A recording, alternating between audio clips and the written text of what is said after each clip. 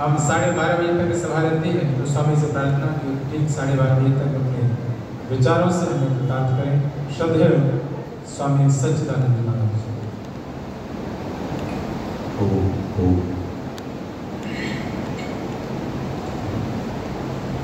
ओम यो भूतं च भव्यं च सर्वं यश्चाधितिष्ठति स्वर्यस्य च केवलं तस्मै ज्येष्ठाय ब्रह्मणे नमः।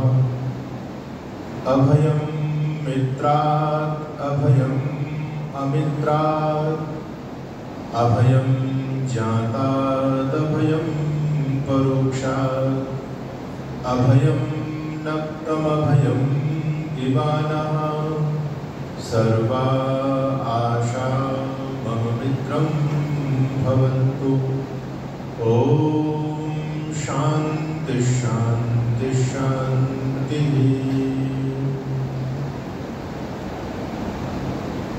जिनके पावन ब्रह्मत्व में हम सभी ने मिलकर के पवित्र पावन यज्ञ का अनुष्ठान किया, आपकी समाज के यशस्वी धर्माचार्य, आदर और सम्मान के योग्य हमारे युवा साथी आदरणीय आचार्य श्री सूर्यदेव वेदांशु जी, और अभी जिनके मधुर संगीत से हम सभी लाभान्वित हो रहे थे, आर्य जगत की बहुत ही प्रसिद्ध वैदिक महोपदेशिका समादरणीय आदरणीय बहन सुकीर्ति जी,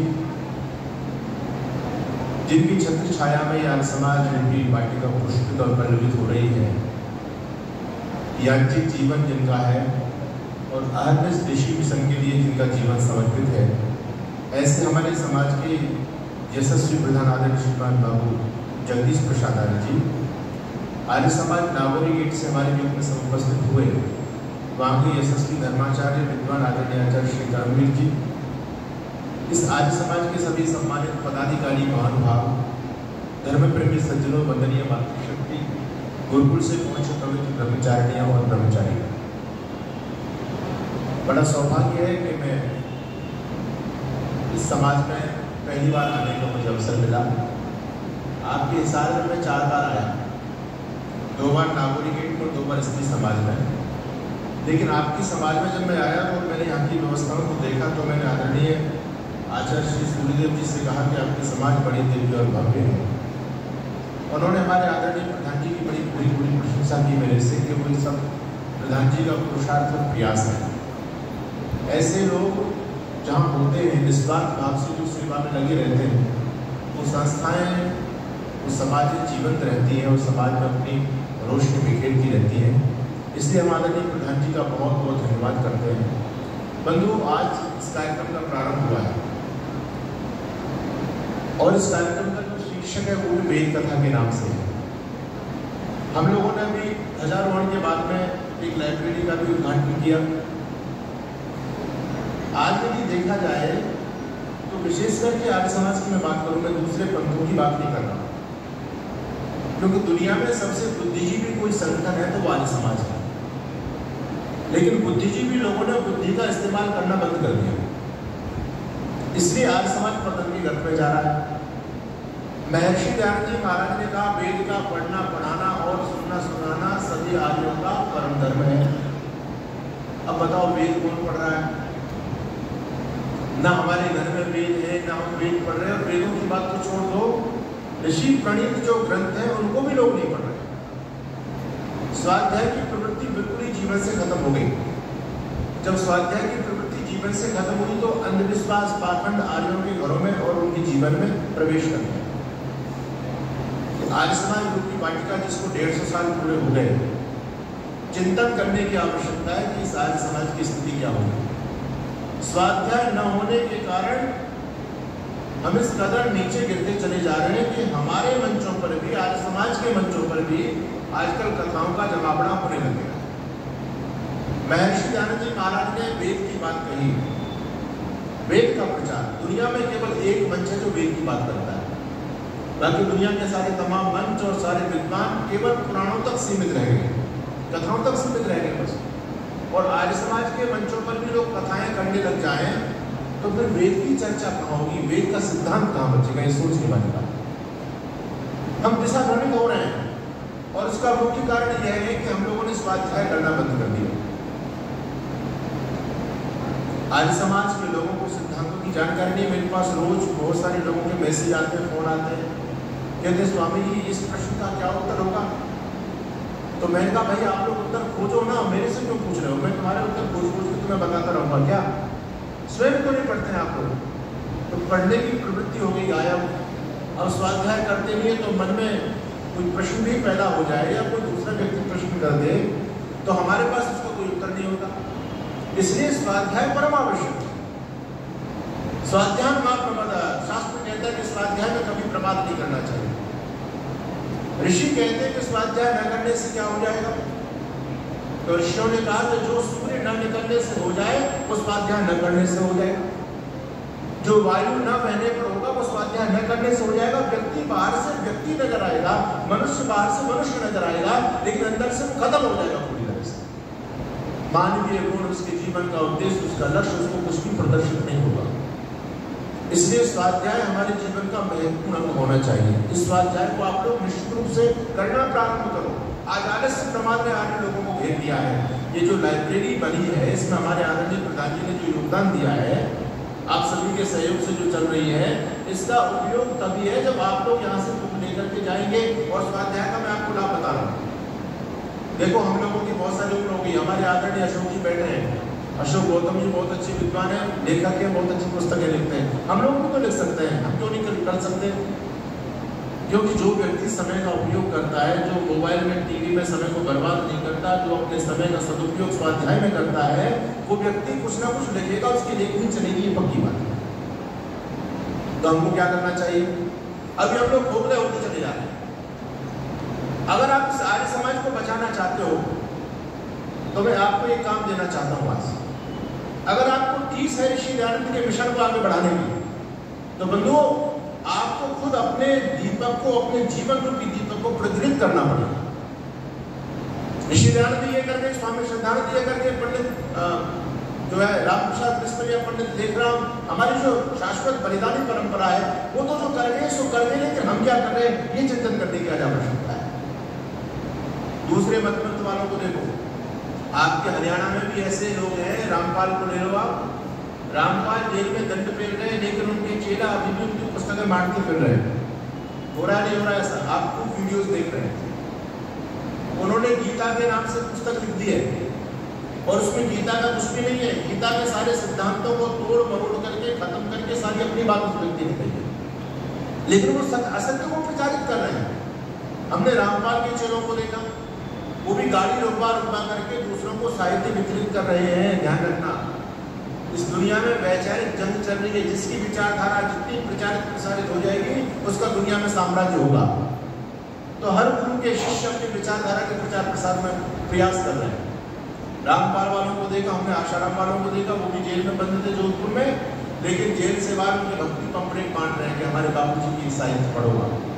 हमने कहा भैया बाबूजी जेल में बंद है, आप ये क्यों बांट रहे हैं? बोले बाबूजी को फंसा दिया गया। बाबूजी तो बहुत योगी व्यक्ति हैं। तो हमने कहा एक बात बताओ कि आप लोगों को मिलता क्या है? कहते कुछ नहीं मिलता, हम तो सेवा कर रहे हैं, बाबूजी की सेवा, अपने बाबा जी की सेवा कर रहे हैं। रामपाल वालों से पूछा तुमको क्या मिलता? वो कहते हम भी बाबा जी की सेवा कर रहे हैं। राम रहीम वालों से पूछा तुमको क्या मिलता? भाई तुम अपने गुरु का प्रचार प्रसार करते फिर। बोले हम कुछ नहीं मिलता, हम तो बाबा जी की सेवा में लगे हुए हैं। ये सारे के सारे अपने बाबा जी की सेवा में लगे हुए। हमारे बाबा जी वाले क्या कर रहे हैं? सोचने की बात ये है। हमको अपने पोतों को जलाने से फुर्सत नहीं है, हमको अपने घर से निकलने की फुर्सत नहीं है। जो आजकल ईसाई मिशनरियों को आप देखें, ईसाई मिशनरी के लोग बाइबल घर घर पहुंचाने का एक उद्देश्य लेकर के चल रहे हैं, लेकिन बंधुओं हम उनको गाली देते रहे कि वो पढ़ रहे हैं और हम कर रहे हैं। तो उन कारणों पर चिंतन करना पड़ेगा कि वो पढ़े क्यों और हम घटे क्यों हैं। वस्तुतः हमारा इतना त्याग और समर्पण नहीं है जितना वो लोग त्याग और समर्पण करते हैं। तो यदि आप इस मिशन को बचाना चाहते हैं तो इस संकल्प आप यहाँ से लेकर के जाएंगे। ये कार्यक्रम होते और होते रहेंगे। अगर इन कार्यक्रमों से हमने कोई सबक नहीं लिया, कोई शिक्षा नहीं दी, तो इन कार्यक्रमों का कोई औचित्य नहीं है। और मन को एक बात और याद रखना, धीरे धीरे करके ये कार्यक्रम भी खत्म होते चले जाएंगे, क्योंकि ये तो गुरुकुल के बच्चे बैठे हुए हैं। मैं जहाँ पीछे देख रहा हूँ सब बड़े उम्र के लोग हैं, यूथ हमारे पास में नहीं है। धीरे धीरे सबकी टिकट कटती चली जाएगी। फिर क्या आपने अपना उत्तराधिकारी कोई तैयार किया है? कुर्सियों के लिए? बताओ, स्थिति बड़ी भयानक होने वाली है। जैसे आप गृहस्थी के लोग हैं, आप व्यापारी लोग हैं, आपको ये चिंता होती है कि जल्दी से मेरा बेटा तैयार होकर के मेरे व्यापार को अपने हैंडओवर करे, जल्दी से सीख ले। और जिस दिन बच्चा आपकी गद्दी को संभालता है, आपको प्रसन्नता होती है नहीं होती? बहुत प्रसन्नता होती है कि मेरा बेटा योग्य हो गया, मेरा बेटा मेरा उत्तराधिकारी बनकर के मेरे काम को संभाल रहा है। अरे आपके बच्चों ने आपकी भौतिक संपत्ति को तो संभाल लिया, लेकिन ये आध्यात्मिक विरासत, ये विचारों की विरासत के लिए आपने अपने बच्चों को तैयार किया या नहीं किया, ये चिंतन करने की आवश्यकता है। अगर आपने अपने बच्चों को उस वैचारिक संपत्ति का उत्तराधिकारी नहीं बनाया, तो इस वैचारिक संपत्ति को खत्म कर देंगे लोग। इसलिए आर्यों, इस परंपरा से अपने परिवार को, अपने बच्चों को जोड़ना बहुत ज्यादा जरूरी है। और ये जो शिथिलता आ रही है, इसके लिए मैं आपको उपाय दे रहा हूँ। दूसरे मत पत्रों के लोग अपने जीवन को न्योछावर करके काम कर रहे हैं। मैं आपसे ये नहीं कहता कि आप भी आर्य समाज के लिए अपना पूरा जीवन दे दो, अपने घर के काम भी करो, लेकिन यदि आपको राष्ट्र की कुछ वेदना है, आप इस समाज के घर्रे को बदलना चाहते हैं, जो कुछ भी चल रहा है उसमें कुछ परिवर्तन लाना चाहते हैं, तो आपको भी राष्ट्र और समाज के लिए अपना समय देना चाहिए, नहीं देना चाहिए? बोलो जी, देना चाहिए नहीं देना चाहिए? देना चाहिए। कितना समय देना चाहिए हमको? ईसाई मिशनरी के लोग 7 समुद्र पार से आकर के अपने जान हथेली पर लेकर के पूरा जीवन दे रहे हैं। मुसलमानों को देखो, वो भी पूरा जीवन में लगे हुए हैं। मैं आपसे एक निवेदन करता हूँ, आप लोगों में से जितने लोग बैठे हैं, क्या आप लोग 1 घंटे राष्ट्र समाज के लिए दे सकते हो प्रतिदिन या नहीं दे सकते हो? अरे हाथ खड़ा करो, कुछ पता तो चले। ज्यादातर लोगों ने हाथ खड़ा किया, ऐसे लोग हाथ खड़ा नहीं कर रहे, इसका मतलब ये ज्यादा टाइम दे सकते हैं। क्या 1 घंटा भी नहीं दे पाएंगे? चलिए मैं 1 घंटा आपका मानता हूँ, और मैं ये नहीं कहता कि आप 1 घंटा लेकर के और थैला उठाओ और आप जो भी डोर टू डोर चले जाओ कि भाई आप भी अपना साहित्य का प्रचार करके आओ। आपको क्या करना है, आप यदि प्रतिदिन 1 घंटा निकाल देते हैं बंधुओं, तो सप्ताह में कितने घंटे हो जाते हैं? 7। महर्षि दयानंद जी महाराज की को छोटी सी पुस्तक आप ले लो, या आज यज्ञ के बाद में यज्ञ प्रसाद के रूप में हमारे प्रधान जी ने 2 पुस्तकें वितरित की सभी यजमानों को, आर्य समाज की मान्यताएं। अगर आप उस छोटी सी पुस्तक को प्रतिदिन 1 घंटा निकालते हो, तो बोलो 7 दिन में पुस्तक पूरी हो सकती है नहीं हो सकती? आरती शुद्धमाला को ले लो, व्यवहार भानु को ले लो, बहुत सारे ऋषि दयानंद के छोटे छोटे ग्रंथ हैं। अगर आप 1 घंटा ईमानदारी से प्रतिदिन निकालते हो, तो 7 दिन में एक पुस्तक फिनिश हो जाएगी, समाप्त हो जाएगी। और जब आप उस पुस्तक को फिनिश करेंगे, तो बंधुओं आपके अंदर जो ज्ञान की जो चीज आएगी, जो ज्ञान आपको प्राप्त होगा, वो ज्ञान में इतना सुख होता है। भगवान कृष्ण गीता में कहते हैं, नहीं जाने में सदृशम पवित्र विद्यते। दुनिया में ज्ञान के समान पवित्र दूसरी कोई चीज ही नहीं है। जो आनंद ज्ञान में, जो आनंद नॉलेज में होता है ना, वो आनंद किसी में नहीं है, ये पक्की बात है। जब आदमी अंदर से खाली होता है, बाहर से चाहे वो मालामाल नजर आए, और यदि अंदर से गंगा है तो उसका जीवन बेकार, अंदर से उसको सुख शांति की अनुभूति नहीं हो सकती। और अंदर से भी वो मालामाल है और बाहर से भले कंगाल नजर आए, लेकिन अंदर का मालामाल, जो अंदर की उसकी चीज है, वो मायने रखती है। तो जब आप स्वाध्याय करेंगे तो आपके पास कोई ज्ञान होगा, और वो ज्ञान आपको शांत नहीं बैठने देगा, वो ज्ञान आपके जीवन में उत्कर्ष का माध्यम बनेगा। जब आपके पास में ज्ञान होगा, आप 4 लोगों के बीच में बैठेंगे तो उनको भी ज्ञान से जोड़ने का प्रयास करेंगे। आपने सप्ताह में 1 पुस्तक फिनिश कर दी, 1 महीने में कितने सप्ताह हो गए? 4। अरे बोलो, 1 महीने में 4 पुस्तक पूरी हो सकती है नहीं हो सकती? कितना बढ़िया फॉर्मूला है। आपने लगभग 5-6 महीने स्वाध्याय लगातार कर लिया, तो कितने पुस्तकों के विद्वान आप बन सकते हैं? ये लाइब्रेरी इसीलिए खोली गई है। इस लाइब्रेरी में जो पुस्तकें हैं, आप लोग ईमानदारी से पुस्तक लेकर के जाना, 1 घंटे पढ़ना, पुस्तक पूरी हो जाए उसको नोट करना, पूरी होने के बाद पुस्तक जमा करना, दूसरी पुस्तक लेकर के जाना। और मैं दावा करता हूँ कि आप इसी प्रकार से आपका जीवनचर्या चलती रही, तो आप भी एक प्रचारक बन जाएंगे। आप भी शांत नहीं बैठ पाएंगे, आपको भी दुख होगा, दर्द होगा। समाज के अंदर जो पतन हो रहा है, इस पतन में आपकी भूमिका होगी, इस पतन से समाज को, राष्ट्र को बचाने की। लेकिन करना तो आपको पड़ेगा ना। इन कार्यक्रमों से हमको प्रेरणा लेनी चाहिए कि हम स्वाध्याय करेंगे, हम वेद का प्रचार करेंगे। दुनिया में आज अज्ञान, पाखंड, अंधविश्वास चरम सीमा पर चल रहा है। कोई है पाखंड को रोकने वाला? दुनिया का केवल एक संगठन आर्य समाज जो पाखंड के खिलाफ बोलता था, अंधविश्वास के खिलाफ बोलता था। आज आर्य समाज के लोग भी डर गए, वो भी समझौता का रास्ता पकड़ रहे हैं। बोले मत बोलो, आजकल मामला ऐसा हो गया भैया, कोई FIR दर्ज कर देगा। हम किसी से क्यों, आजकल लोग ये कह रहे हैं अरे तुम अपनी अच्छा ही बताओ, तुम्हें दूसरे के जो है क्रिटिसाइज करने की आवश्यकता क्या है। ये सब बेकार की बात है। ऋषि दयानंद सरस्वती कहते हैं बिना खरे उपदेशों के, बिना सत्योपदेश के समाज का कल्याण संभव नहीं है। तो हम सत्योपदेश करने में तब सामर्थ्यवान हो सकते हैं, हम सत्य कहने की तब हिम्मत कर सकते हैं जब हमारे पास नॉलेज होगी, हमारे पास ज्ञान होगा। यदि हम अंदर से कंगाल बैठे हुए हैं तो आप कभी भी समाज को चुनौती नहीं दे सकते। इसलिए यदि समाज को आप बदलना चाहते हैं तो बंधु आपको खुद बदलना पड़ेगा, और बदलने के लिए आपको स्वाध्याय करना पड़ेगा। पहले हमारे पूर्वज सब स्वाध्यायशील हुआ करते थे। एक आर्य समाज का पुरोहित नहीं, आर्य समाज का एक कर्मचारी भी, उसके पास में भी सिद्धांत की नॉलेज हुआ करती थी। आजकल हमारे पदाधिकारी एक जगह में चला गया, मैंने सत्याग्रह प्रकाश पर बोला, और जब सत्याग्रह प्रकाश पर बोला तो आर्य समाज के मंत्री मेरे से ये कहने लगे स्वामी जी सत्याग्रह प्रकाश किसने लिखा था। आर्य समाज के मंत्री को ये नहीं पता कि सत्याग्रह प्रकाश का लेखक कौन है। इससे बड़ा पतन का दौर और क्या हो सकता है हम लोगों के लिए। इसलिए स्वाध्याय करने का संकल्प, वेद को बचाना है, वेद की परंपरा को बचाना है। ऋषि दयानंद वो महापुरुष थे जिसने वेद की बात कही। आपके यहाँ वेद का कार्यक्रम चल रहा, वेद कथा, मैं भी थोड़ी सी एक वेद के मंत्र को लेकर के चर्चा प्रारंभ करता हूँ। ये तो मेरी भूमिका के रूप में मैं धन्यवाद करना चाहता हूँ आर्य समाज और हमारे आदरणीय प्रधान जी का कि इन्होंने लाइब्रेरी स्थापित कर दी है, इन्होंने अपना काम पूरा किया है। अब जिम्मेदारी आप लोगों की है, इन पुस्तकों पर धूल नहीं अटनी चाहिए। हमारे घरों में पुस्तकें हैं, अलमारी में रखी हुई है, धूल अटकी पड़ी है, कोई उनको पढ़ने वाला नहीं है। तो ये अग्नि अपने अंदर जलाओ। आप आर्य समाज महर्षि दयानंद के मानस पुत्र हो, वो ऋषि जो दुनिया को पलट करके चला गया। और यदि हमें कुछ शिथिलता आ रही है तो स्वाध्याय के अभाव में शिथिलता आ रही है, शिथिलता को हम सभी दूर करें, इस संकल्प में। ऋषि दयानंद ने वेद का पढ़ना पढ़ाना आर्यों का परम धर्म कहा।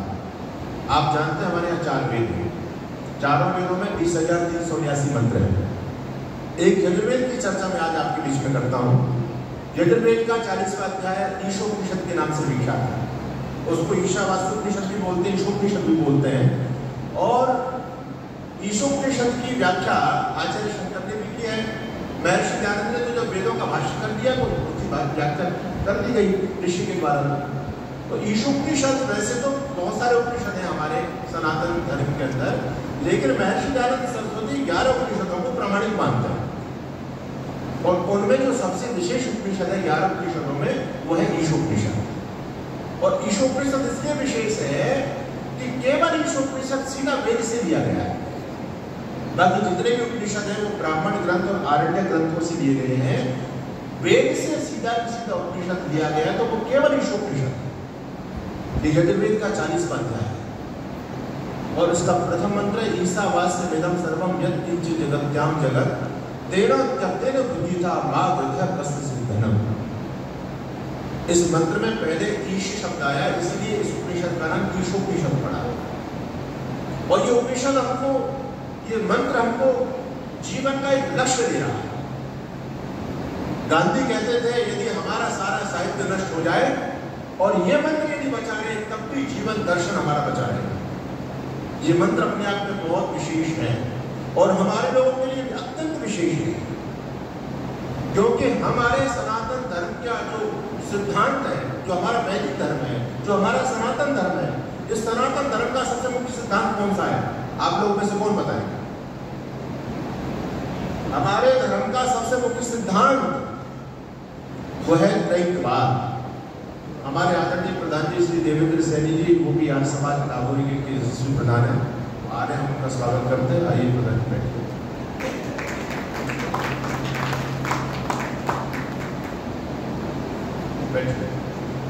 तो मैं आपके बीच में जो निवेदन कर रहा था, बात को ध्यान से सुनने का प्रयास करना।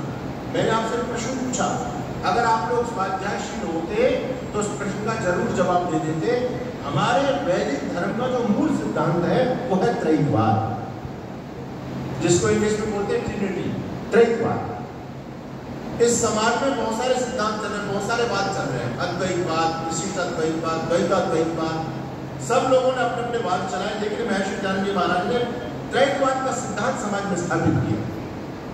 अगर इस त्रैकवाद के सिद्धांत को व्यक्ति समझ ले तो दुनिया के सारे झगड़े समाप्त हो सकते हैं। त्रैकवाद में क्या विशेषता है? महर्षि दयानंद वेद का प्रमाण देते हुए कहते हैं इस दुनिया में 3 चीजें हैं जो अनादि हैं, जो कभी बनी नहीं है, जिनकी सत्ता है ईश्वर, जीव और प्रकृति। लेकिन हमारे आचार्य शंकर या पूरी पौराणिक परंपरा, एक तरफ आर्य समाज है जो केवल आर्य समाज त्रैतवाद को मानता है, आर्य समाज के अलावा कोई दूसरा त्रैतवाद को नहीं मानता। याद रखना, सारे लोग अद्वैतवादी बन गए। आचार्य शंकर ने कहा, महर्षि दयानंद, हालांकि महर्षि दयानंद आचार्य शंकर का बहुत सम्मान करते हैं, उन्होंने बहुत काम किया सनातन धर्म को बचाने के लिए, लेकिन एक सिद्धांत पर दोनों में मतभेद है, दोनों ऋषियों में, दोनों विद्वानों में, आचार्य शंकर में और महर्षि दयानंद में केवल इसी त्रैतवाद को लेकर के मतभेद।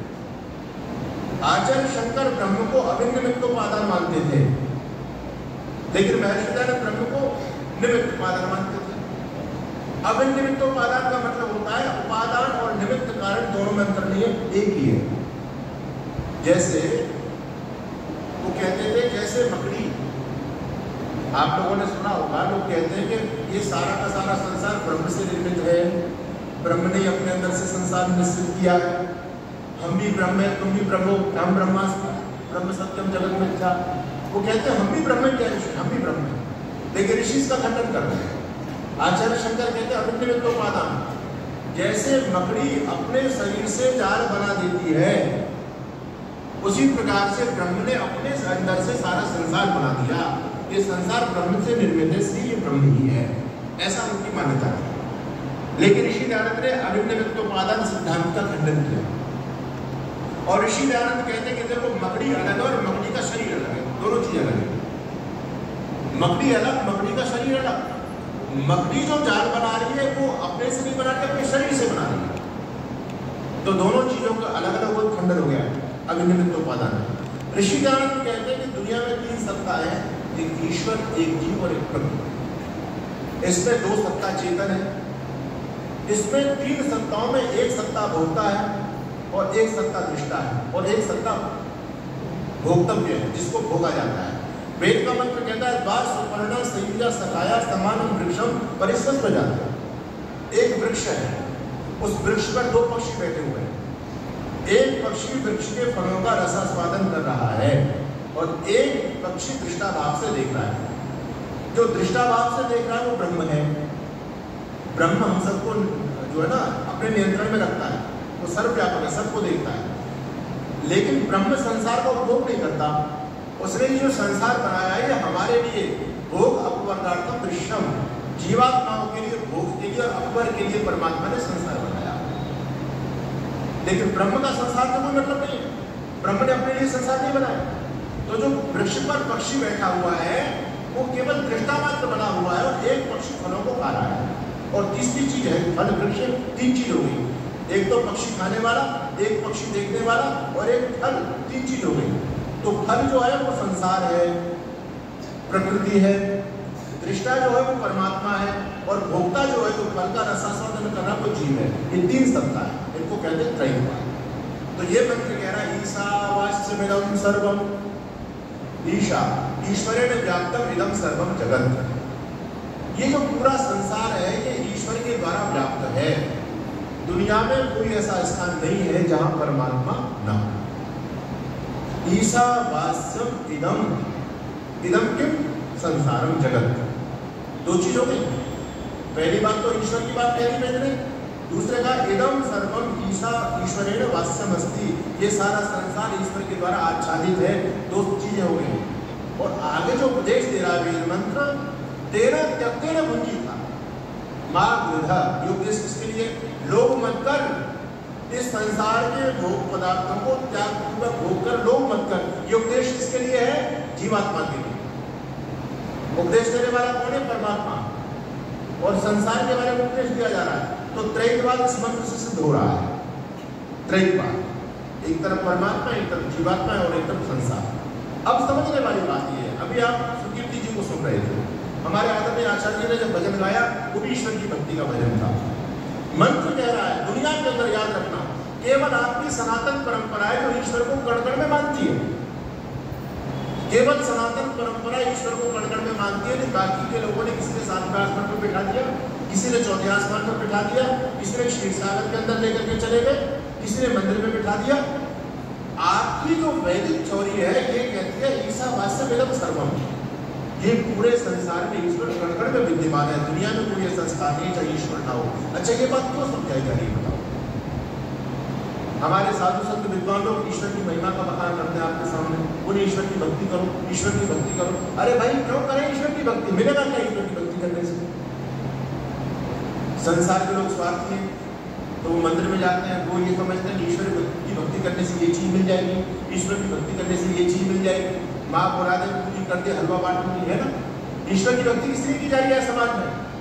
ईश्वर को पाने के लिए कोई ईश्वर की भक्ति नहीं करता। ऐसा ईश्वर की भक्ति संसार के पदार्थों को प्राप्त करने के लिए ही की जाती है। व्यक्ति मंदिर में जाता है इसलिए मेरा कारोबार, मेरा व्यापार, मेरा घर परिवार ठीक ठाक चलता रहे, भगवान की कृपा बनी रहे, इसलिए व्यक्ति मंदिर में जाता है। व्यक्ति मंदिर में परमात्मा को प्राप्त करने के लिए नहीं जाता। ईश्वर की भक्ति क्यों की जाती है? समझ रहे हैं इस बात को? बहुत महत्वपूर्ण विषय मैं आपके बीच में ले रहा हूं, आपकी समझ में आना चाहिए। कोई व्यक्ति चाहता है कि मेरी फैक्ट्री ठीक प्रकार से चल जाए, भगवान की ऐसी कृपा करो, मंदिर में जाकर के धोख दे रहा है। तो मैं उस व्यक्ति से पूछता हूँ क्या फैक्ट्रियां उनकी चलती है जो मंदिर में जाकर के भगवान को ले जाते हैं? जो मंदिर में नहीं जाते क्या उनकी फैक्ट्रियां नहीं चलती क्या? अरे फैक्ट्री तो उनकी भी चल रही, तो मंदिर में कभी नहीं जाती। तो फिर कोई फैक्ट्री चलाने के लिए मंदिर में जा रहे हो, इसका तो कोई औचित्य नहीं रहा। कोई चाहता है कि भगवान जी मेरे बेटे की शादी हो जाए, मंदिर में जाके प्रार्थना कर रहा है, तो क्या उन्हीं के बेटों की शादी होती है जो मंदिर में जाते हैं? मंदिर में न जाने वालों के बेटे के कुंवारे रह जाते हैं क्या? एक माता जी बोली भगवान जी मेरी बहू पर बेटा हो जाए, इसलिए वो मंदिर में जाते हैं। तो समझने वाली बात है, गोस्वामी तुलसीदास जी ने कहा सुत दारा और लक्ष्मी पापी हूं घर होए। ये संसार की धन संपत्ति तो पापी व्यक्ति भी प्राप्त कर सकता है, ये इसके लिए भगवान को पाने की आवश्यकता नहीं। धन दौलत अगर व्यक्ति संसार में बुद्धिमत्ता से चले तो संसार की सारी चीजों को प्राप्त कर सकता है। और हम इन चीजों को परमात्मा से प्राप्त करना चाहिए, हमारी मूर्खता है, ये अज्ञानता है। तो परमात्मा को इसलिए नहीं माना जाता कि परमात्मा कृपा कर दो हमारा कारोबार ठीक से जाए, परमात्मा कृपा कर दो हमारे बेटे की शादी हो जाए, हमारे घर में कोई बच्चा आ जाए, इसके लिए नहीं है। परमात्मा की जो मान्यता है वो इसलिए है, परमात्मा को इसलिए माना जाता है अपने जीवन की पवित्रता के लिए। याद रखना, बिना परमात्मा को स्वीकार किए कभी भी जीवन में पवित्रता आ नहीं सकती। ये बिल्कुल फैक्ट है। धन दौलत, अच्छा एक नास्तिक व्यक्ति भी धन कमा रहा है। चीन दुनिया में नास्तिक देश है और आपसे आगे, आपके पास तो क्या पैसा है, चीन लोगों के पास तो बहुत पैसा है। वो पूरी दुनिया को खत्म करने का एक षड्यंत्र कर रहे हैं, कोरोना वायरस बनाया, तमाम चीजें उन्होंने बनाई। वो कहते हैं धरती से हमारे साम्राज्य होना चाहिए, सबको मारो, उस सबको जीव जंतुओं को मार मार के काट काट करके लोग खा जाते हैं। और हमारा सनातन धर्म को जो मानने वाला व्यक्ति है, यदि उसके पैर के नीचे आकर के चींटी भी दब करके मर जाती है तो उसको पश्चाताप होता ही नहीं होता। एक व्यक्ति चींटी मर गई इससे भी दुखी हो रहा है, और एक व्यक्ति आदमियों को काट काट करके, सारे पशु पक्षियों को काट काट करके खा रहा है, उसको कोई चिंता ही नहीं। तो ऐसा क्यों है? क्योंकि हम डरते हैं, हम ईश्वर की व्यवस्था को स्वीकार करते हैं। हम जानते हैं कि हम अपने उद्विग्नता से चलेंगे तो हमको दंड भोगना पड़ेगा। परमात्मा इस संसार का नियंता है, हम उसके अधीन हैं, हम जैसा कर्म करेंगे वैसा परमात्मा हमको दंड देगा। लेकिन वो लोग जब परमात्मा को मानते ही नहीं है तो वो तो कुछ भी करे, उनको दंड देने वाला कौन है भाई? वो किससे करेगा? इसलिए नास्तिकता जो है ना, वो सारे पापों का मूल है। नास्तिकता सारे पापों की जननी कही गई है। सबसे बड़ा पाप है नास्तिकता, सबसे बड़ा पाप। क्यों माना गया? हमारे शास्त्रों में लिखा है दुनिया में जितने भी पाप हो जाते हैं सभी पापों का प्रायश्चित लिखा गया। सारे पाप, प्रायश्चित का मतलब ये नहीं होता कि पाप का फल माफ हो जाएगा। प्रायश्चित अलग चीज है, फल अलग चीज है। पहले हमारे पूर्वज प्रायश्चित करते थे, कोई गलती हो जाती थी, कोई कर्म बिगड़ जाता था तो वो प्रायश्चित करते थे, भैया भोजन नहीं करेंगे, हमने भोजन छोड़ दिया, हम चारपाई पर नहीं सोएंगे। वो कष्ट लेते थे जिससे उसके संस्कार दृढ़ ना हो जाए चित्त के अंदर। तो हमारे ऋषि कहते हैं कि भाई हर पाप का प्रायश्चित है, लेकिन नास्तिकता का कोई भी प्रायश्चित नहीं है। अगर व्यक्ति नास्तिक बन गया तो उसका लोकांतर सब कुछ खत्म हो जाएगा, वो पतन की तरफ चला जाएगा, वो किसी से डरेगा नहीं, उसके ऊपर किसी का नियंत्रण नहीं रहेगा। इसलिए परमात्मा को किसलिए माना जाता है? अंतःकरण की पवित्रता के लिए ही परमात्मा को माना जाता है। बिना परमात्मा को स्वीकार किए अंतःकरण पवित्र हो ही नहीं सकता। ऋषि दयानंद सरस्वती खुद सत्या प्रकाश में इस बात को लिखते हैं कि अगर कोई व्यक्ति अपने आचरण को नहीं सुधारता है और दोनों समय चाहे वो माला का जाप करता रहे, ऋषि कहते हैं सब कुछ भाण के समान है। जो व्यक्ति भाण के समान परमात्मा की स्तुति गा रहा है और अपने चरित्र को नहीं सुधार रहा, तो ये सब कुछ बेकार है। ऋषि के शब्द है। इसलिए हमारे उपनिषद कहते थे कि मन की तरंग मार ले बस हो गया भजन, और आदत पूरी सुधार ले बस हो गया भजन। यही तो भजन है होता है, लेकिन इस पर किसी का कोई ध्यान नहीं। तो ईश्वर की भक्ति करने का मतलब, ईश्वर को स्वीकार करने का मतलब पाप कर्म से बच जाना, इसलिए ईश्वर को माना जाता है।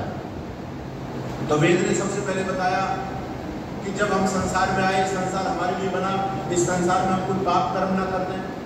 अगर पाप करेंगे तो फल भी भोगना पड़ेगा, पाप का फल दुख होता है। हम अपने जीवन में कोई दुख ना होता है, इसलिए वेद ने सबसे पहले हमको समझाया ईशावास्यम इदं सर्वम, इदं सर्वम, जो कुछ भी संसार में है ये सब ईश्वर के द्वारा बनाया गया है और ईश्वर के द्वारा आच्छादित है, ईश्वर इसमें बसा हुआ है। फिर क्या कहा, ईशावास्यम इदं सर्वम यत् किंचित् जगत्याम जगत्, जगत में जो जगत है, यत् किंचित् जगत्याम जगत, दो बार जगत शब्द आया। एक बार जगत शब्द संसार के लिए, एक बार जगत शब्द गति के लिए। इस संसार में जो कुछ भी आपको गति दिखाई दे रही है, जो भी पदार्थ दिखाई दे रहे हैं, इन पदार्थों का भोग कैसे करना, त्यक्ते न, त्याग पूर्वक भोग करो, इसमें फंसना नहीं। क्योंकि यदि इसमें आप फंसोगे संसार में, इसको अपना मानोगे, भोग के अंदर चले गए तो आपको कष्ट होगा। लोभ क्यों करता है? भगवान ने जो तुमको दिया है उसको लोभ करके कंजूस बने क्यों बैठे हो? कस्य धर्म में धन किसका है जिसको तुम आज अपना मान करके बैठे हो? ये किसका है बताओ? आपका है? बोलो जी आपका है। आपका तो नहीं है, लेकिन हमने अपना मान लिया है। यही तो भ्रम है, यही तो विद्या है। बैंक के अंदर एक कर्मचारी होता है, सिक्योरिटी गार्ड होता है, बैंक की सुरक्षा करने का उसका दायित्व है। अगर बैंक का कोई चौकीदार बैंक के रखे पैसे को अपना मानने लग जाए तो आप उसको मूर्ख कहोगे या बुद्धिमान कहोगे? मूर्ख है भाई, इसका दिमाग फ्री है। बैंक के पैसे को अपना मान रहा है। वास्तविकता ये कि बैंक का पैसा उसका नहीं है, उसको तो कुछ दिन की चौकीदारी मिली है। बस इस संसार में हम लोग भी केवल मात्र चौकीदार है, कुछ दिन के चौकीदार हैं। हम चौकीदारी करने की जिम्मेदारी हमको मिली हुई है। हम चले जाएंगे, हमारे बाद हमारे पुत्र चौकीदारी करेंगे, हमारे पुत्र चौकीदारी करेंगे। ये धन किसका है? हमारा नहीं है, केवल हम चौकीदार हैं। आज आपके पास में इस संसार के अंदर 40 बीघा जमीन है, तो क्या वो 40 बीघा जमीन आपने बनाई है? वो तो पहले से थी और आपके बाद भी रहेगी। तो आपकी कहां से होगी? वो तो आपसे पहले से थी और आपके बाद भी रहेगी। फिर आपकी कैसे होगी? आप खरबपति आदमी है, ये जो रुपया पैसा आपने बनाया है, इतना अंतर है कि आपसे पहले और किसी के पास में था, आज आपके पास में, कल और किसी के पास में चला जाएगा। आप पैसे क्या लेना देना? सोचने वाली बात। वेद ने कहा कस्य धर्म, ये धन किसका है? अब कस्य के दो अर्थ होते। कस्य का एक तो होता है किसका, सर्वनाम शब्द है, किम का कस्य बनता है। जवाहरलाल नेहरू ने पुस्तक लिखी डिस्कवरी ऑफ इंडिया, उसमें नेहरू लिखते हैं कस्मै देवाय हमेशा भी देव।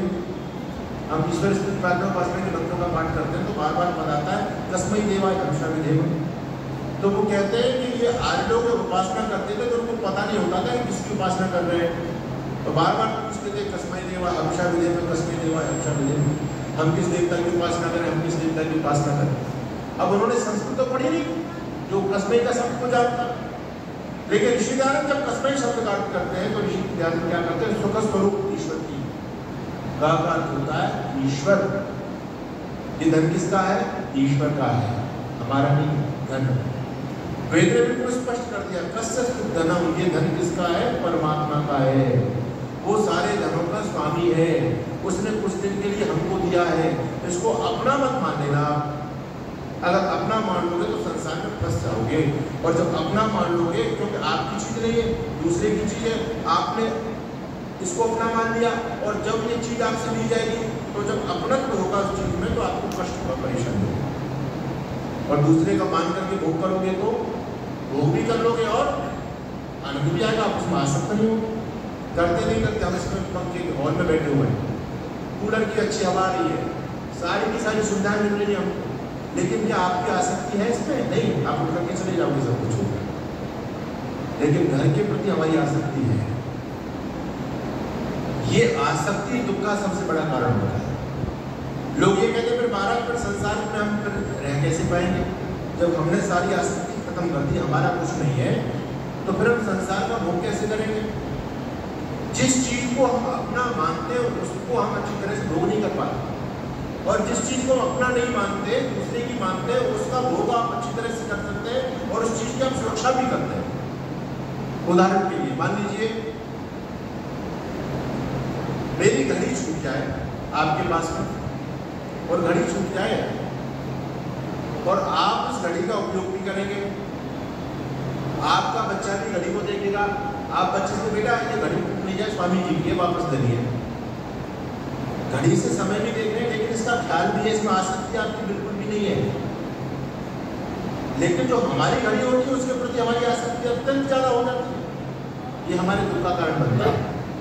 तो मंत्र ने कहा, जीवन का पूरा रहस्य बता दिया कि संसार में आकर के कभी मत फंसो।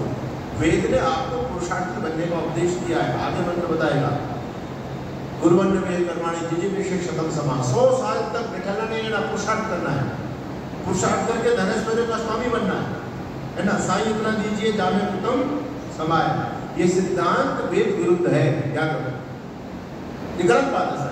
स्वामी साईं इतना दीजिए, अरे इतना क्यों चाहिए, खूब चाहिए हमको, क्योंकि धर्म भी बिना धन के नहीं होता है ना। आप ड्यूटी कर रहे हैं, बोलो धन चाहिए नहीं चाहिए, आप भवन बना रहे हैं, दान कर रहे हैं, धन चाहिए नहीं चाहिए, तो बिना धन के क्या होगा? कुछ नहीं। तो वेद ने कहा आप धनैश्वर्यों के स्वामी बनो, धन ऐश्वर्य खूब कमाओ और फिर उसको राष्ट्र समाज की सेवा में भी लगाओ, उस पर अपना कुंडली मार करके मत बैठो, परोपकार के लिए। ईशावास्य मिलम सर्वम यत्किंच जगत्याम जगत तेन भुंजिता वाग हृदय कस्य धनम।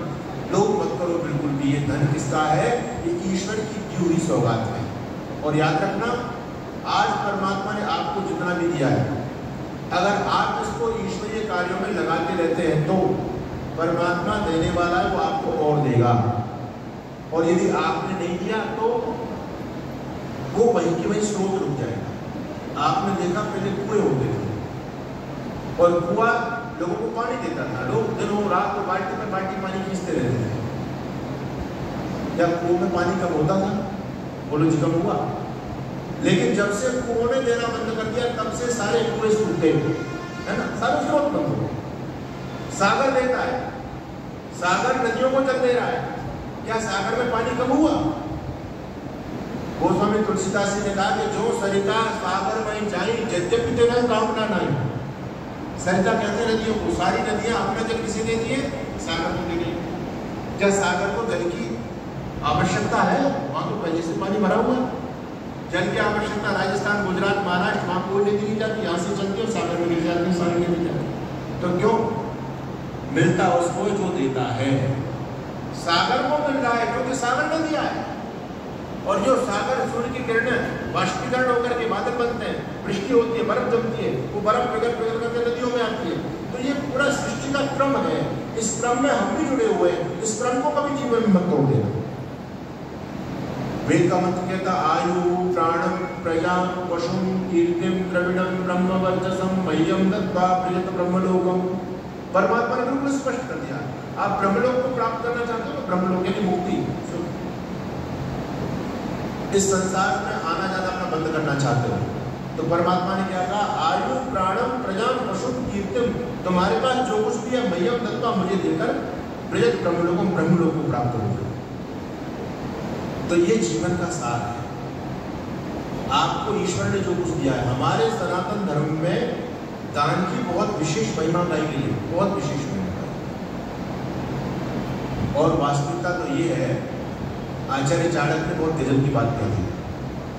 आचार्य चाणक्य कहते हैं कि जो कटोरा लेकर के जो भिखारी घूम रहे हैं ना, इनको कभी भिखारी मत समझना। बोले क्या समझना? बोले इनको गुरु समझना। बोले भाई इनको क्या गुरु समझना? बोले ये शिक्षा देने के लिए आ रहे हैं। आप क्या शिक्षा दे रहे हैं? कहते हैं कि ये इनके हाथ में जो कटोरा है तो ये शिक्षा दे रहे कि तुम भी देते रहो, देते रहो, देते रहो, नहीं दोगे तो तुम्हारी भी हालत हमारी कैसी हो जाएगी। कभी भगवान ने हमको भी दिया था, लेकिन दिया था हमने दूसरे को नहीं दिया, तो आज हमको कटोरा पकड़ा दिया। एक संत जा रहे थे, संत ने घर में दरवाजे पर दस्तक दी, भगवती भिक्षाम देई। अंदर से छोटी सी बेटी निकल करके आई और उसका बाबा हम बहुत गरीब हैं, हमारे पास देने के लिए कुछ नहीं है। लेकिन संत ने कहा नहीं बेटी, अब मैं आपके दरवाजे पर आया तो कुछ तो दे दो।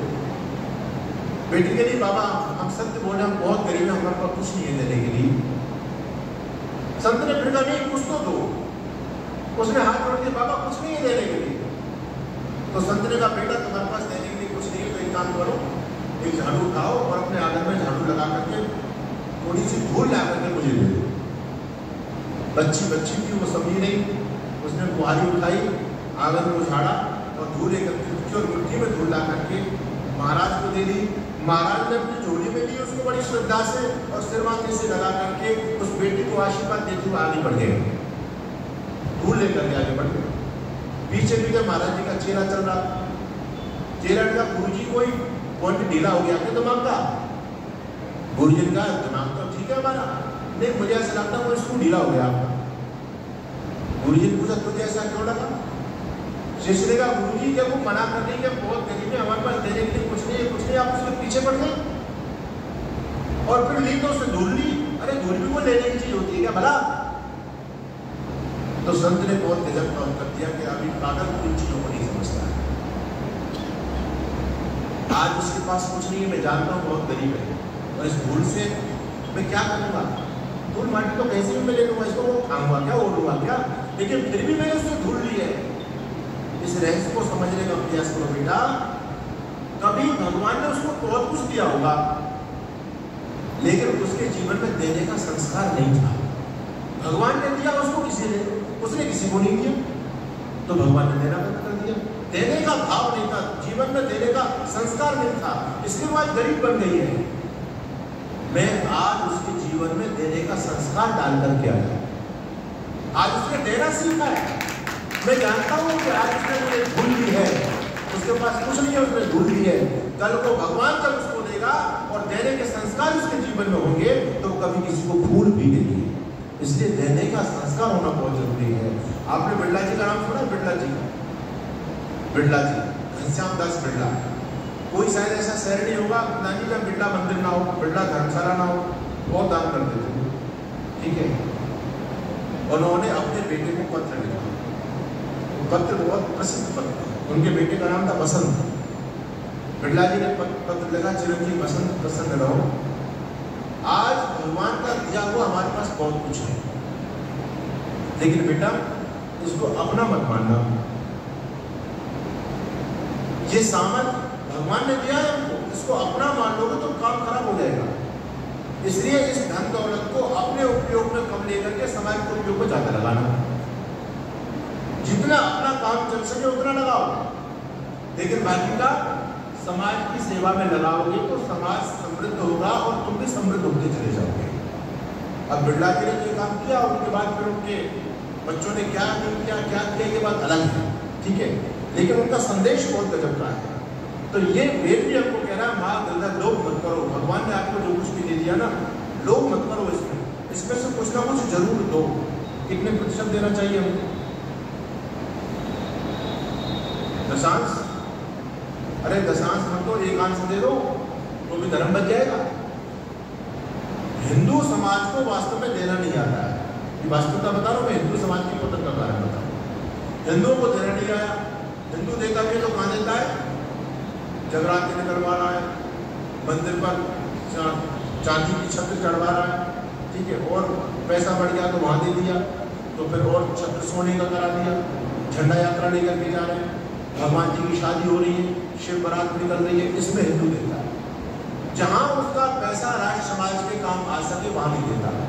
दुनिया का हर मुसलमान इन चीज़ों में पैसा कभी बर्बाद नहीं करता है। मुसलमान अधिक से अधिक पैसा कमा करके अधिक से अधिक जकात देता, जकात। और जकात का मतलब क्या है? जकात का मतलब होता है धर्म युद्ध के लिए दान। मुसलमान फिजूल का खर्चा नहीं करेगा, वो अपनी मस्जिद को ऐसा नहीं बनाएगा तो बहुत सोने चांदी के वो खिड़कियों पर वो लगवा दे, ऐसा नहीं। वो अपने टारगेट को लेकर चलता है, लेकिन हम दिशा भ्रमित हो रहे हैं आज। तो अच्छे राष्ट्रीय कार्यों में आपको सहयोग देना चाहिए, इससे ये जीवन सफल होता है। वेद ने कहा श्रद्धा से दो, अश्रद्धा से दो, डर से दो, भय से दो, क्योंकि दोगे वही तुम्हारा है। इसमें कभी प्रमाद मत करो। संसार का, केवल धरती में बात नहीं कर रहा हूं, ईश्वर ने आपको शरीर दिया है, शरीर को ईश्वर ने आपको समय दिया, समय दो। तन से सेवा कीजिए, मन से भले विचार, मन दिया तो भले विचार करो, और धन से इस संसार में करिए परोपकार। ये जीवन का फॉर्मूला है, भगवान ने दिया, आप उसको बांटते रहिए। हमारे आदरणीय बापू जी बैठे जगदीश प्रसाद जी, ये जगदीश के दिए प्रसाद को बांट रहे हैं, बांटते रहिए, जीवन सार्थक सफल हो जाए। तो ये जीवन का एक फॉर्मूला मैं आपके बीच में दे रहा हूँ। वेद जो बता रहा है, बात बुझाओ, लोग मत करो, लोग मत करो, समाज के लिए जियो। आज भगवान आपकी वृद्धि करते चले जाएंगे, ये फैक्ट है। ये ऋषि लोगों ने ऐसे नहीं लिख दिया। देखो आज हमारी जो भी कुछ स्थिति है वो हमारे पुराने कर्मों के आधार पर है। अगर पुराना कर्म हमारा और अच्छा होता तो हम और अच्छी स्थिति में होते। अगर इतना भी करके नहीं आते तो हम यहाँ पर भी नहीं होते, और अच्छा करके आते तो पता नहीं कहाँ होते। ये तो बिल्कुल वैदिक धर्म बिल्कुल स्पष्ट, इसमें कोई कंफ्यूजन वाली बात नहीं है। ऋषि उदाहरण दे रहे हैं, सत्याग्रह के अंदर ऋषि उदाहरण दे रहे हैं। 2 बच्चों ने जन्म लिया, एक बच्चे ने राज परिवार में जन्म लिया, एक बच्चे ने घसियारी के गर्भ से जन्म लिया, जो रोडों पर पड़े रहते हैं, जिनका ना कोई छत है, ना मकान, कुछ नहीं है, खाने पीने की व्यवस्था तक नहीं है। अभी दोनों बच्चों ने जन्म लिया, कर्म दोनों में से किसी ने नहीं किया। अभी तो पैदा ही तो हुए, बाकी गर्भ से बाहर आए, लेकिन एक जन्म लेते अरबपति खरबपति बन गया, है ना। और एक जन्म लेने के बाद उसके पास कोई ठिकाना नहीं, ना छत है, ना खाने की पीने की व्यवस्था, कुछ नहीं है। ये कैसे हो गया? ये क्यों? क्या परमात्मा अन्याय करता है? उसको वहां पैदा कर दिया, उसको वहां पैदा कर दिया। परमात्मा अन्याय नहीं करता, परमात्मा न्याय करता है।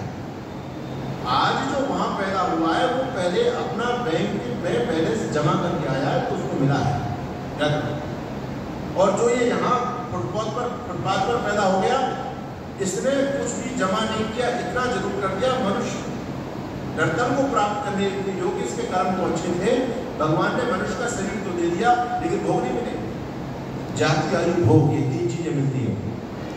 सती बोले तत्विका को जाति आयु भोगा, ये आपके कर्मों पर निर्धारित है। जाति, किस जाति में जाना है आपका कर्म बताएगा, कैसे भोग आपको प्राप्त होने आपका कर्म बताएगा, और आयु कितनी मिलनी है ये भी आपका कर्म बताएगा। ये तीनों चीजें निश्चित होती है जन्म के समय। याद रखना, जब जीवात्मा इस संसार से अपनी यात्रा पूरी करके जाता है तो 3 चीज फिक्स, मरते ही 3 चीज फिक्स हो जाती है उसकी। पहली चीज जाति, किस जाति में भगवान उसको भेजेंगे। जाति का मतलब ये नहीं कि पंडित, बनिया, ठाकुर, जाट, ये नहीं। समान प्रसवात्मिका जाति, समान प्रसवात्मिका जाति का अर्थ होता है कि जिनकी प्रसव की प्रक्रिया समान है, वो एक जाति है। आकृति ग्रहणा जाति, एक आकृति को देख करके दूसरी आकृति का जब बोध हो जाता है वो एक जाति है। यहाँ आप एक व्यक्ति को देखो और आप जो है ना कनाडा में जाकर के व्यक्ति को आपने जैसे देखा, आप क्या कहेंगे, अरे तो मनुष्य है, क्योंकि एक जाति मनुष्य है। 4 आदमी है, आप नहीं जानते, आप पहचान पाओगे क्या ठाकुर है, राजपूत है, बनिया है, बामन है, पहचानोगे क्या? नहीं पहचान सकते। तो ये जाति कहाँ से होगी? जाति का तो एक बंदा देखो और आपने पहचान लिया। आपने एक छोटे से बच्चे ने यहाँ गाय देखी और फिर अमेरिका उसको ले जाओ सीधा, अमेरिका में जब देख लेगा उस आकृति को एकदम समझ जाएंगे तो गाय है। ये जाति है, भैंस एक जाति है, पशु एक जाति है। तो हमारी जाति कर्मों पर निर्धारित है, भोग हमारे कर्मों पर निर्धारित है। ध्यान रखना, भोग, घर परिवार, सभी संबंधी, और फिर आयु भी हमारे कर्मों पर निर्धारित है। लेकिन पूर्व जन्म के आधार पर परमात्मा तीनों चीजें फिक्स कर देता है। जब इस जन्म में भी तो मनुष्य कर्म योनि में है, इस जन्म के जब हम कर्म करने प्रारंभ करते हैं तो फिर इनमें घटोत्तरी बढ़ोतरी और हो जाती है। बढ़ भी जाते हैं, घट भी जाते हैं। तो ये सब कुछ हमारे कर्मों पर निर्धारित है। इसलिए वेद ने कहा माँ हृदय प्रशस्त धनम, लोग मत करो, ये धन संपत्ति ईश्वर की दी हुई है, इसको अच्छे कार्यों में लगाते रहो। तो ये थोड़ा सा संदेश मैंने आपके बीच में रखा और मैं उम्मीद करता हूँ कि हम वैदिक धर्म को स्थापित करने के लिए प्रयास करें, पुरुषार्थ करें, स्वाध्याय करें, यज्ञ करें और अच्छे कार्यों में सहयोग करें। आपकी समाज बहुत अच्छी समाज है। हमारे आदरणीय श्री प्रधान जी देवेंद्र सैनी जी बैठे हैं, हमारे बाबूजी श्री हरि सिंह सैनी थे, जो एक प्रतिष्ठित आर्य नेता थे और बड़े परोपकारी व्यक्ति थे। इस समाज के लिए जहाँ जहाँ आवश्यकता होती थी सहयोग की, वो सहयोग करते थे। और मुझे प्रसन्नता है कि हमारे आदरणीय देवेंद्र सैनी जी उसी रास्ते पर चल रहे हैं। और मैं इसलिए कह रहा हूँ, देखो मैं एक सन्यासी हूँ, मेरा जीवन पूरा तरह से 100% समाज के लिए समर्पित है। मुझे भी जब आवश्यकता पड़ती है तो आज समाज नागौर ब्रिगेड अपना बिल्कुल ऐसा सहयोग देता है, बिल्कुल हाथ खोल करके सहयोग देता है। अभी एक कक्ष हमारे गुरुकुल में हमारे आदरणीय प्रधान जी ने कहा कि स्वामी जी आपके गुरुकुल में हमें कक्ष बनवाएंगे, तो अभी भी इन्होंने मुझे सहयोग दिया। मैं इनका भी धन्यवाद करता हूँ, आप सभी का धन्यवाद करता हूँ। तो ये मैंने एक छोटा सा सिद्धांत आपके बीच में दिया। वेद का सिद्धांत है, वेद का पठन पाठन, वेद की परंपरा लुप्त नहीं होनी चाहिए। वेद लुप्त हो गया तो अनिष्ट हो जाएगा धरती के अंदर। इसलिए ऋषि काल ने वेद को बचाने की बात की।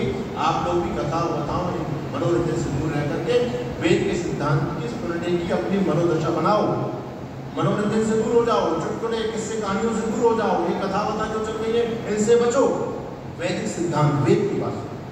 आप सभी का धन्यवाद, आपने बहुत ध्यान से बात को सुना। ओम स्वामी का बहुत बहुत धन्यवाद। और यही बड़ी समस्या इस हिंदू समाज में होती जा रही है कि इसके सारे कार्यक्रम जितने भी होते हैं ना, सब में नाच चाहिए, नाच गाना।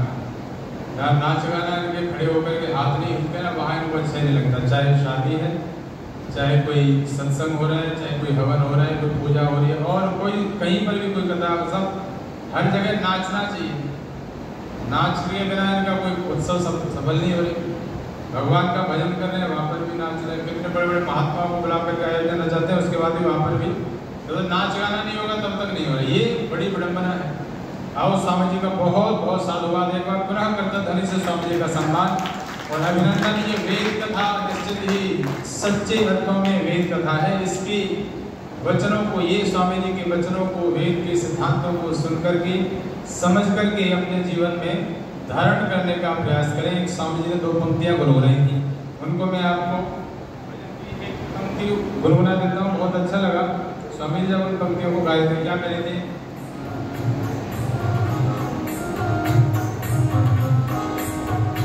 आदत बुरी सुधार लो, बस हो गया भजन,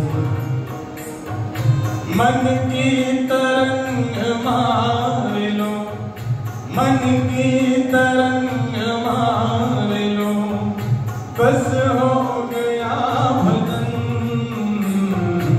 आदत बुरी सुधार लो, बस हो गया भजन।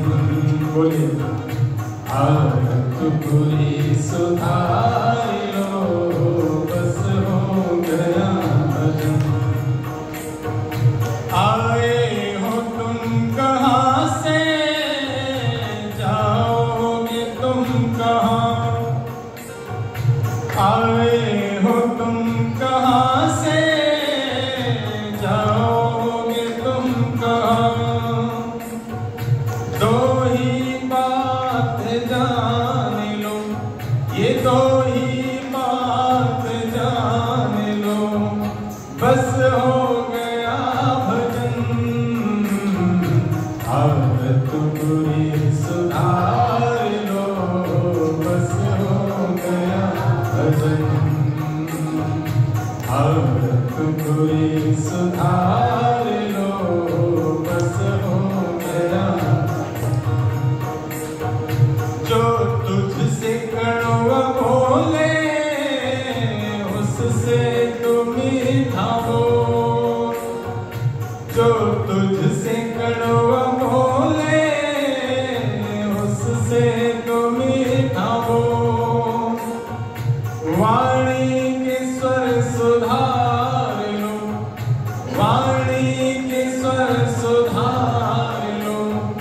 बस हो गया भजन,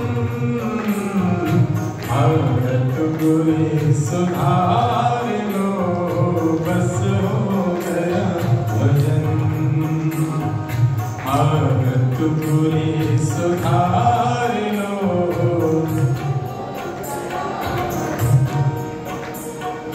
दृष्टि में तेरी दोष है तो औरों में ढूंढता, दृष्टि में तेरी दोष है तो औरों में ढूंढता,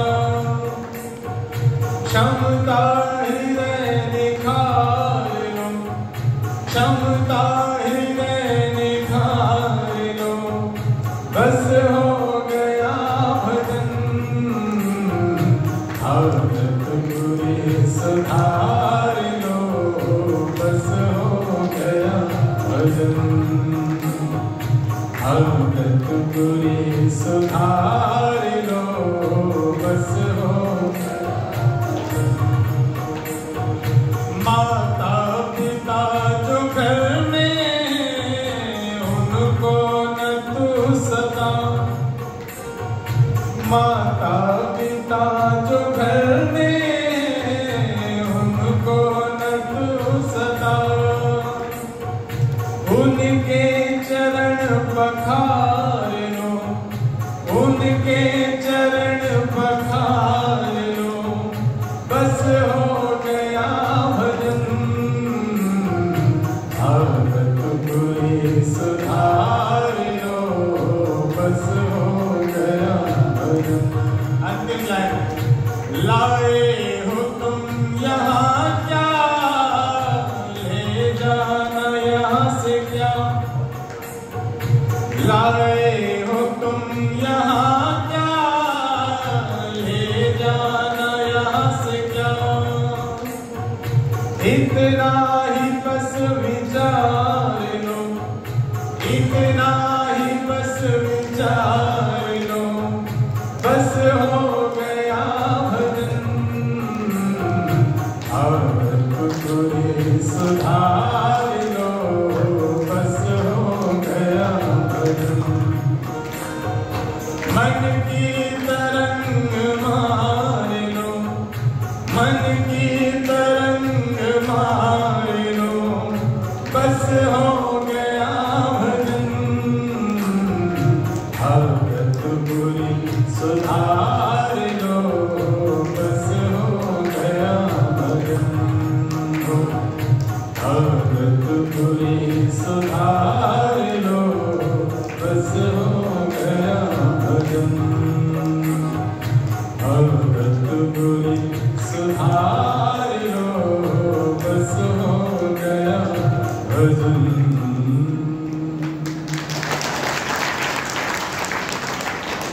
धन्यवाद।